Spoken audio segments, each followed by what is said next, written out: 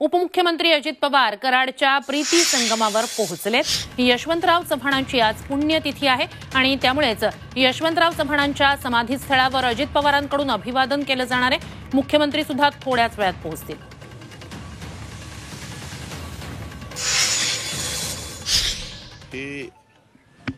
स्वर्गीय यशवंतराव चव्हाण साहेबांनी रोवली आणि आज देखील त्यांच्या 39 वर्ष पुढच्या वर्षी 40 वर्ष पूर्ण होतील चव्हाण साहेब आपल्यातनं जाऊन।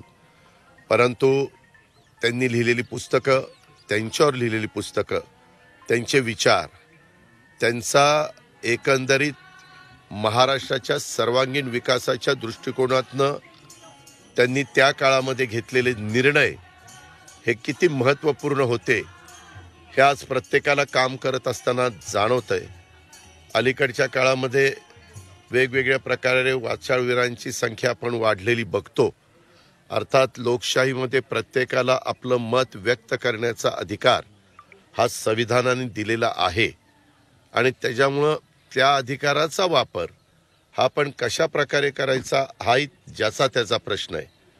परंतु वेगवेगळ्या प्रकारचे प्रश्न असताना रोज आपण बघतो कुणी ना कुणी काही ना काही स्टेटमेंट करतं, कुणी अरे म्हणलं की दुसऱ्यांनी कारे म्हणायचं।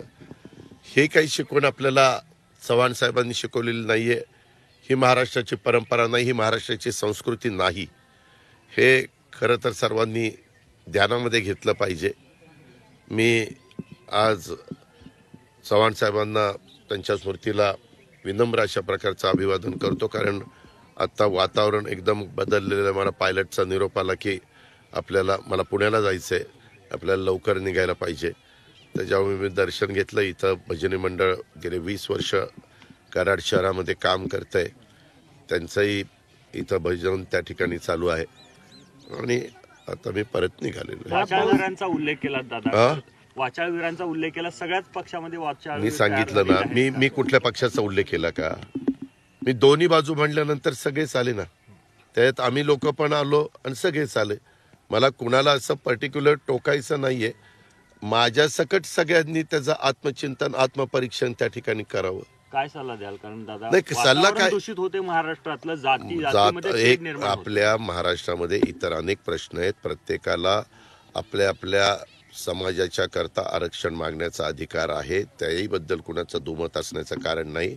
ते देत असताना ते कायद्याच्या नियमाच्या चौकटीमध्ये टिकलं पाहिजे। पाठीमागच्या काळामध्ये देत असताना एकदा पृथ्वीराज बाबाच मुख्यमंत्री होते, त्यावेळेस आम्ही लोकांनी दिलं होतं, आम्ही त्या मंत्रिमंडळामध्ये होतो, परंतु दुर्दैवाने ते हायकोर्टात टिकलं नाही। पुन्हा देवेंद्र फडणवीस साहेबांचं सरकार आल्यावर त्यांनी प्रयत्न केला, त्यांनी दिलं, ते हायकोर्टात टिकलं, परंतु सुप्रीममध्ये टिकलं नाही। अशा पद्धतीनं ते घडलं आणि मग त्याच्यातनं त्या घटकाला असं वाटतं, त्या समाजाला असं वाटतं की बाबा आम्हाला काही हे खेळवतायत का राज्यकर्ते, आणि त्याच्यातनं जे निर्णय घेतात त्यांच्याबद्दल पण गैरसमज निर्माण होतात। काही जण त्या संदर्भामध्ये देखील वक्तव्य केल्यानंतर नवीन पिढीच्या मनामध्ये वेगळ्या प्रकारचे भावना वाढीला लागते। मात्र प्रत्येकाला आज अनेक जण वेगवेगळे समाज पुढे आलेले आहेत आणि स्वतः राज्याचे प्रमुख या नात्याने एकनाथराव शिंदे साहेबांनी दसऱ्याच्या मेळाव्यामध्ये, त्यांच्या पक्षाचा मेळावा होता, तिथं युगपुर छत्रपती शिवाजी महाराजांच्या अर्धपुतळा होता, त्याची शपथ घेऊन त्यांनी सांगितलं मी देणारच। तशा पद्धतीचा प्रयत्न सरकारचा, स्वतः एकनाथराव शिंदे साहेबांचा चाललेला आहे। त्यांनी काही समित्या पण नेमलेल्या आहेत, मागास आयोगाला पण सांगितलेलं आहे। मागास आयोगाला मध्ये देखील ते सिद्ध करावं लागतं की कशा पद्धतीनं हा समाज मागासलेला आहे। इतर पण वेगवेगळ्या समाजाचे प्रश्न त्या ठिकाणी आहेत। धनगर समाजाची मागणी आहे, धनगर समाजाची मागणी पुढे येते त्यावेळेस आदिवासी समाजाच्या वेगळी त्याच्यामध्ये भूमिका आहे। ही मागणी येते त्यावेळेस ओबीसी समाजाची त्याच्यामध्ये वेगळी भूमिका आहे। शेवटी प्रत्येकाला आपली आपली भूमिका मांडण्याचा पूर्णपणे अधिकार आहे। फक्त तो अधिकार प्रत्येकजण वापरत असताना त्याच्यातनं कटुता होऊ नये, त्याच्यातून एकमेकाच्या बद्दल चीड निर्माण होऊ नये, एकमेकाच्या बद्दल गैरसमज निर्माण होऊ नये, ह्याबद्दलची काळजी ही सर्वांनीच घ्यावी अशी माझी आज चव्हाण साहेबांच्या पुण्यतिथीच्या निमित्तानं सगळ्यांना विनंती आहे। छगन भुजबळ सातत्यानं वेगळी भूमिका त्या संदर्भात मी आता प्रत्येकाची नावं त्या ठिकाणी घेऊन कोट करून मी बोलताना पत्रकार मित्रांनो तुमचा मान ठेवला. मी सगळ्याच्या बाबतीमध्ये तुम्हाला त्याच्याबद्दलचं उत्तर दिलं. मी पर्टिक्युलर कुणाला डोळ्यासमोर ठेवून करत नाही. ह्याच्यामध्ये मी सत्ताधारी पक्ष आणि विरोधी पक्ष सगळ्यांनीच ह्या संदर्भामध्ये हे भूमिका नीटपणे समजून घेऊन कुणाच्या भावना दुखवल्या जाणार नाही. आणि प्रत्येकाला तर मागणी करण्याचा अधिकार आहे. अर्थात ती मागणी करत असताना ती नियमात चौकटीत बसवण्याच्या करता जे काही वेळ लागेल तो वेळ तर द्यावाच लागतो. नाहीतर मग पुन्हा ते कोर्टात गेल्यावर टिकत नाही. कोर्टात नाही टिकल्यानंतर मग सगळ्यांचाच होतो की बाबा हे पहिल्यांदा आपण नाकारलं, दुसऱ्यांदा पण नाकारलं. त्याच्या संदर्भामध्ये बिहार सरकारने काही वेगळे निर्णय घेतले. आता पुढं आमचं अधिवेशन आलंय. त्याच्या निमित्तानं आमच्यात काही चर्चा चाललेली आहे की आपल्याला तसं काही करता येईल का. कारण 52% दिलेलं आरक्षण SC, ST, NT, OBC सगळे मिळून आपल्या महाराष्ट्रामध्ये आणि 10% इकॉनॉमी विकर सेक्शन असं 62% आरक्षण हे ऑलरेडी आपल्या महाराष्ट्रामध्ये दिलं गेलेलं आहे.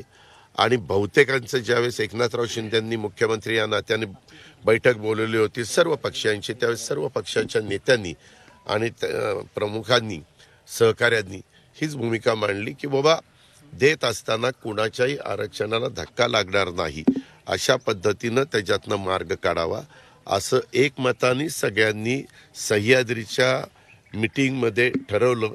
आणि तशा पद्धतीचं प्रेस नोट पण काढण्यात आली आणि मीडियामध्ये ती सादर करण्यात आली. सातारा लोकसभा मतदारसंघाबाबत तर अलीकडे वाचाळवीरांची संख्या वाढली आहे. अशा वाचाळवीरांनी आत्मपरीक्षण करावं असं अजित पवारांनी सध्याच्या टीका प्रतिटीकेच्या राजकारणाच्या पार्श्वभूमीवर प्रतिक्रिया दिली आहे.